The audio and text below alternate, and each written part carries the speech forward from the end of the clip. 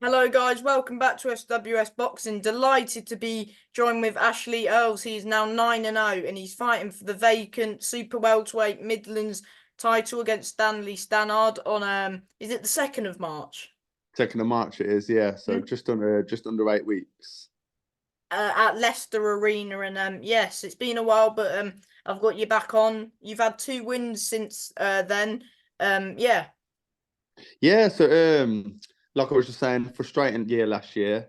We was managing a hand injury, but trying to stay as active as possible. Um, and just trying to hold the love for boxing. But to be honest, last year was a sticky one. Like I said, that we had the fight with Dale Arrowsmith. We only had one hand. Um, and then we fought Vasif, sorry, which I couldn't get motivated for. And I just felt like everyone else were getting their opportunities and I was getting passed by, sort of thing.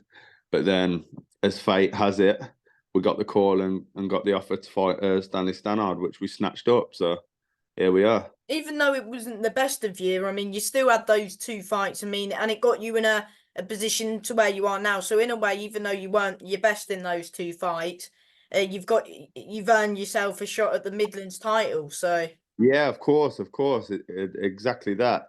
Ideally, our coach and managers, we was pushing towards having an 8 rounder or a 10 rounder um, before going for a title, but it got to the point where, without something to get me out of bed to train for, I didn't even want to box anymore. If you know what I mean.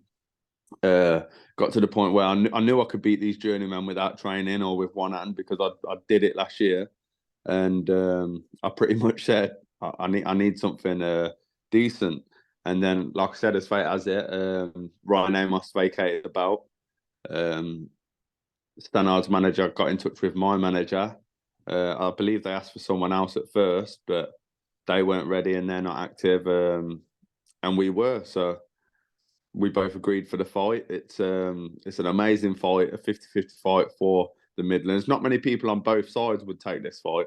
mm. Um, and take this much risk for a mid. But I know he's got the bottle, and I was born with it. So let's go. Yeah, it's just a brilliant fight. I mean, how did the fight come about? Well, I was like I said, I told you, I didn't think I was going to be fighting at all. And my manager asked me if I wanted to fight in December, and I said, look, I can't be asked to fight in December. I don't want to fight against another journeyman. I'll have Christmas off. I'll enjoy it with my family. And I was at Lidl. I was doing a shop, getting some food in, and my phone started ringing, and my coach just called me and said, "I think you've got what you want." I said, "What do you mean?" He said, "Stannard in March if you want it. Give me 14 weeks." Um, I've, Before he even gave me the details, I said, "Yeah." Um, I just knew with the timing, with everything, it was going to work out perfectly as long as I commit to training like I have been, and we've got 8 weeks to go. This is it's going to be a brilliant fight, and although it's such a 50-50 fight on paper, and I respect Stannard a lot, he's been good in the amateurs and he's proved himself in the pros, only coming up short against the current English champ. I believe I'm going to make it look easy and show everyone that I'm the real deal by name and nature. Hmm. What did you make of Stanley's fight against Cutler? Of course, it was a good fight. Yeah, you can only go off someone's last performance, but I know that that's not how Stannard boxes. I know that that's not him. I watched it live, you see, and I even messaged him either that day or a couple of days before saying I believed he was going to blow Cutler out of the water. Um, but I don't know what happened. Something obviously was maybe he was a bit like a deer in the headlights. Maybe it was nerves. Maybe there was underlying injuries. I don't know what it was, but he weren't himself on the night. So I can't look at that fight to how our fight's going to be. I've got to expect the best Stannard possible. But if I'm honest, it was a terrible night. It weren't close. Cutler won pretty much every single round, if not every round. And I had there was no 8-2. 8-2, something like that. That's what I'm saying. I've watched it a few times. I can't get past 3 or 4 rounds of it because it's all the same. And he just didn't show up for the night. So I know he's going to be training. He's not But putting he'll much on be, social in media. my opinion, you know, when fighters do take that defeat and they go straight back into a title fight, I mean, they'll be even more hungry, won't they? Oh, of course, yeah. Like for instance, he's already been 10 round ready. We've only ever done 6. He's got mistakes that he can go and work on. I understand that he's gonna. There's bits and bobs that he's gonna try and correct in that fight. He'd probably be more aggressive, not too aggressive if he knows what's good for him. But yeah, I believe I'm going to be fighting the best version of Stanley Stannard on the night, and that's all I ask. That I ask he turns up, he's ready, he's not injured, and he's 100% ready for this fight because I'm going to be. And as far as I'm concerned, this is a fight to the death. So unless he brings his A game, he's going to be in trouble. And talk about camp. How's camp going? Everything going well? Yeah, it's all right. I feel like I'm actually training like a pro athlete for once. I've if everyone was in the gym and seen how I'd been training throughout these 9 fights, they'd think I was an amateur at most with just the skills and the ability of a pro. But now we've got this and we're taking it more serious. It's not easy. I've got a 1-year-old baby boy at home. We've got a family. We've got everything that we've got to sort out on the outside of boxing while trying to commit 100% to training. And it's difficult, but I understand these are the sacrifices that champions have to make. And in 7.5 weeks' time, it'll be worth it. I know it. Your best win is Kirk Stevens on your record at the minute because Yeah, yeah. he's Midlands champion at I think super lightweight or something. Yeah, fair play to the kid, man. Like, kid, I don't know if he's older than me or what, but fair play to him. He that was his debut.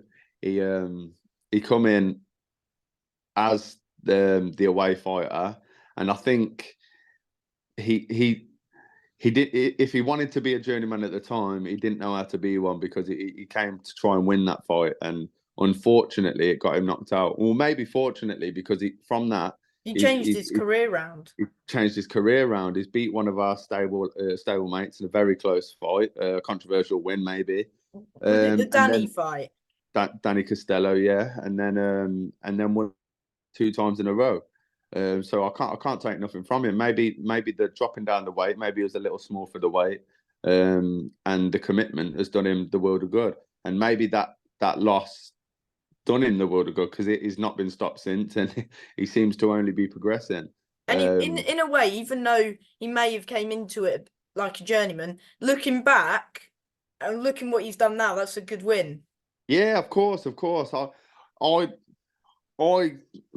I look at the win. If I watch that fight, if I fought him 10 times, it'd be the same. But from seeing what he's done since then, it's like, well, it sort of gives me a boost, if you know what I mean. It sort of gives me Yeah. that little bit of a confidence boost. But he's a good lad. He's got another pal of mine. He's fighting him in I believe the week after mine.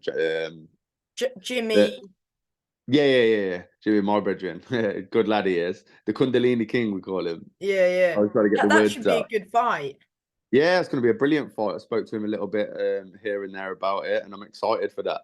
I can't wait to get what my one done so I can go and watch it, to be fair. What, so would you be watching that fight? Yeah, I'm going to go watch it. And I wish the best of luck to both guys. Obviously, I hope my brethren wins. But it's going to be a good one. I think if Jimmy puts the work in and trains 100%, he might make it an easy night as well. Is Stanley from Leicester? I don't think he is. I think he's actually from Nottingham, I believe. But It's his home show. it's his home show. He trains in Leicester, I believe. Because I was gonna say, like, you're going into the Lions Den. Yeah, essentially, I'm going into the Lions Den, into his backyard, and he could have 1,000 people there. You know what I mean? I'm hoping he does. I'm hoping I walk into an arena full of people booing me because Do you like that? Like, I love it. This is the part that the walkout, the fighting, the training and stuff. This part that I'm in right now. This is the bit that I hate. I hate training. I hate running. I hate my sprints. I hate conditioning. But this is all part of the game. I speak to some people and they're like, "You're a weirdo. How can you like the fighting but hate the training?" I'm like, "Because training, you're pushing yourself through essentially something for nothing, but you're working towards the fight. If I could just fight, knowing that I was 10 rounds ready, I'd just fight. That's it." But I think that's what's got me to where I am in my career now, the confidence. Because obviously we started late as an amateur, only Yeah. had 6 I amateur think fights. 2022 was like quite a big year for you, wasn't it? Yeah, I think we had five fights that year, stayed active, and then And I even started though it was a bit of realizing. a slow year last year, you've got this. And how is there any nerves like going into the Lions Den, or do you feel like there's not much pressure on you knowing that like he's Zero pressure at all, mate. If anything, it's pressure on him. He's had a loss. If he has 2 back-to-back losses, I don't think it's much pressure because it's such a 50-50 fight. If he was to get knocked out or lose a close fight to me, or even lose a shutout points win on both sides, it don't really make a difference because we're both taking that risk. If anything, I know he just don't want to take 2 losses in a row. But for me, I've took losses my whole life. Maybe not in my amateur career or my professional career, but I've took these losses my whole life. I ain't scared of a loss. I'll jump into to these fights with both arms tied behind my back if I have to, because the confidence that I've got in myself has manifested this career into a reality. So we're en route. what does like this fight mean to you? This is the world. When I started the amateurs, and Rive was always telling me to start in the amateurs. Come on, my goal was to win the novices Midlands Championship, Mm. which I did in my 6th fight, stopping Ryan Whitehead, um, and then turning pro. It was not the dream because I want to become world champion, and my dreams have always been so far beyond a lot of other people's beliefs in me. If you understand, I, I see myself as multi weight world champion. I dream that every single day, but I love the fact that the Midlands, if I was to fight this fight and never box again, I would achieve more than most people would have ever thought I could possibly even do. So this is my world title fight as far as I'm concerned. Hmm. Do you feel like, it's your first time going in like, well, going in the away corner, you know what I mean? Yeah, so essentially we're going to be walking out first. Do you It's feel his. like you've got to get like, because if it's a close fight, do you feel like it, so there's not a, because sometimes, I mean, we've seen it recently in boxing, some controversial decisions. Yeah, I know how it can go in the away corner. We So don't. do you feel We like you need the knockout, or just the usual saying, if the knockout's there, it's a bonus? Yeah, if the knockout's there, it's there. We're always looking for it. That's what we do. We knock people out, and I don't like points wins. Even if I was to shut him out and just outpoint him, that's not what we want. I want to knock his head clean off it in that ring in front of all of his fans. But if we get the 10 rounds in and it's a good fight, whether it's close or not, um, it's going to be good for the future. That them rounds banked are going to be brilliant. It don't matter what round he falls, but I'm telling you now, he's going to fall. So you're predicting a stoppage? I'm predicting a stoppage within the first half of the fight. Um, if I was Stannard, I'd think I'm going to have to be more aggressive, but calculated. He's got to be careful with me. I'm not no little cutler. I'm not no 5'8" boxer who's like Cutler was boxing like he was a long range fighter and outpointing Stannard. If he's timid and scared like Just that, or like Stannard's a more of a, I would say Stan's like likes to keep it long. You know what I yeah, mean? he likes to keep it long. He has got that aggression and that dog in him. I've seen it in his fights against journeymen, and I've heard it um, from close friends that have sparred him that he has got that dog in him, and he will fight and he will go to war if he has to. But I didn't see none of that against Cutler, and that was his biggest opportunity yet. So I'm assuming he's going to be more aggressive in this. But if that's the case, it's going to be a war because all I know is aggression. And if you've watched my 9 fights up until this, you might not think that, but that's because I ain't took my career seriously. It's been easy. We're fighting no ones up until this point. And all I want to do is fight 50-50 fights and fight people to prove my worth. So now they You can think think this what is they think. about like, in a way, sort of like trying to make a statement. You know what I mean? Oh, but by all means, necessary when making a statement. This is the first hurdle, and when we blow Stannard out the water, it's going to excel our career massively. So do you not rate him as a fighter, or are you just saying I that rate him level massive. above? Yeah, I rate him massively as a fighter, especially within the Midlands. He's like I said, there's not many people on both sides that would have took a fight of this magnitude for the Yeah, Midlands. and especially some fighters after like a 10-round defeat, they go try and rebuild, like And have fighting a warm up, 6-rounders. so it's nothing but respect. But my respect for him and my confidence in myself are just two different things. That's why I call myself the real deal. And I am the real deal by name and nature. I've done everything I've ever said I'm going to do.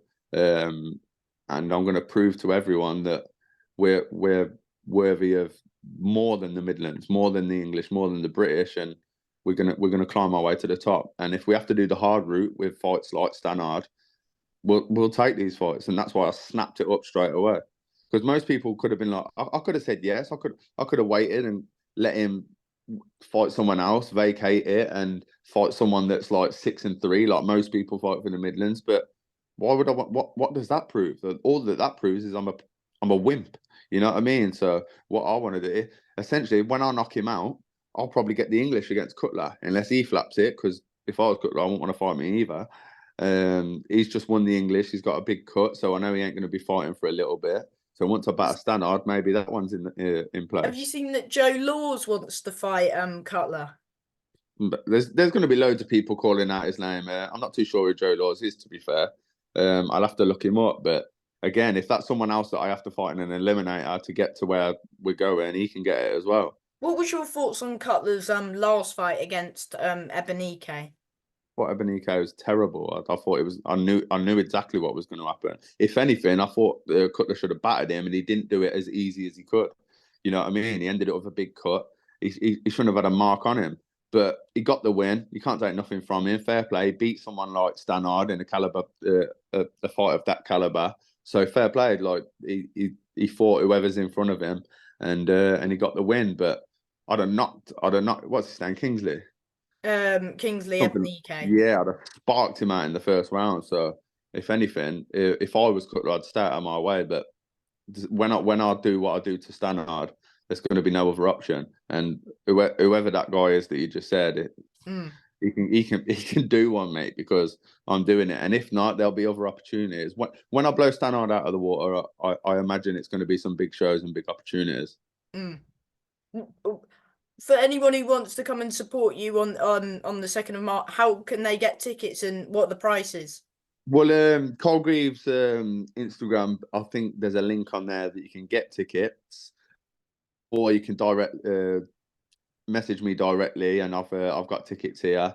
There's standard tiered tickets at 45, tabled VIP at 65, and then VIP ringside with a meal for 85. So yeah, if anyone's wants to come and watch, they're more than welcome to come and watch. We get this big W. What can fans expect from you on fight night? War and complete aggression, calculated aggression. I'm not silly. I understand that Stannard's a good boxer. He's had loads of amateur fights, and he's an awkward southpaw. But what I've got, you can't teach and you can't replicate. So I don't know who he's got in the gym, but they're not going to be able to replicate what I've got. The only thing that all of these boxers have ever had on me is fitness, and they give us 3 months to train for it. So we're in the gym. We're already training loads of rounds. We've just got to build on our fitness now and build on our conditioning. And by the time the 2nd of March comes, by the time weighing comes on the 1st of March, I'm going to be an animal. I'm going to look like a Greek god on that weighing in. Is this your first time weighing in before, like, day before weigh-in? It's always been same day weigh-in. Like, I make weight relatively easy. We was in the amateurs, we fought at light heavy just because I couldn't be bothered to lose weight, and I didn't know how to manage weight really. I only had 6 fights, so it weren't something that I ever did. So we ate and we just weighed in at whatever we weighed in. But coming to the pros, we started off at middle, and we've realised that this is easy. Essentially, if I wanted to, and I wanted to deplete my body and really, really diet, I could probably make welterweight. But so I think super welterweight's a good weight for me. There's some good fighters in the division and some good opportunities for me to boost myself up the ranks. And before I let you go, do you want to thank, whether that's managers, trainers, anybody? Yeah, of course. I'd start by thanking my coach Lee, he's like a father to me. He really is. He's always there for me, and without him, I would miss more sessions than anyone in the world. I probably wouldn't even be boxing now. So it's nothing but love for Lee Spare. My manager, thank you to John Pegg for getting this fight, and thank you for everyone that believed in me on the way. So yeah, they've done their part, and now it's time for me to do mine. And from me, mate, thank you for your time and good luck. Anytime, little bro. Give me a shout soon, yeah? Yes, will do, mate. Good luck. My man, thank you, bro.